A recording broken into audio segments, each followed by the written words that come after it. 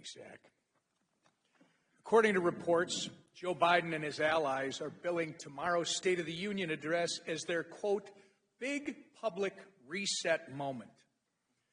The problem with their strategy is that the American people are going to see right through whatever scripted rhetoric Biden ends up reading off the teleprompter tomorrow night. From the southern border to the economy to foreign policy, the facts are quite clear. Joe Biden has failed on every single issue. Our State of the Union has been defined by unprecedented chaos thanks to this administration's failed policies. And it's the American people who have been left to suffer as a result. Americans elected our House Republican majority at the first chance they were given to counteract Joe Biden's disastrous agenda, and we've worked hard to deliver. On the economy, it was Joe Biden's runaway spending that led to double-digit inflation, historic interest rates, and bank collapses. Meanwhile, House Republicans passed legislation to lower costs for families and put us on a path toward fiscal responsibility.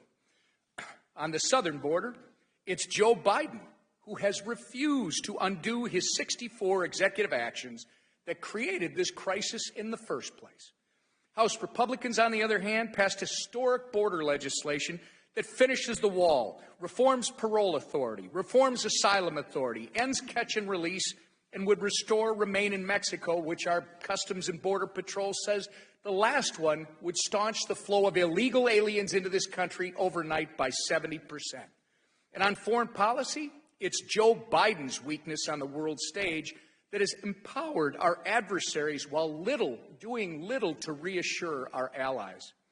In stark contrast, House Republicans passed legislation to reverse the White House's policies emboldening Iran, refocus our military on winning combat wars, not the Democrats' culture wars, and unapologetically support Israel.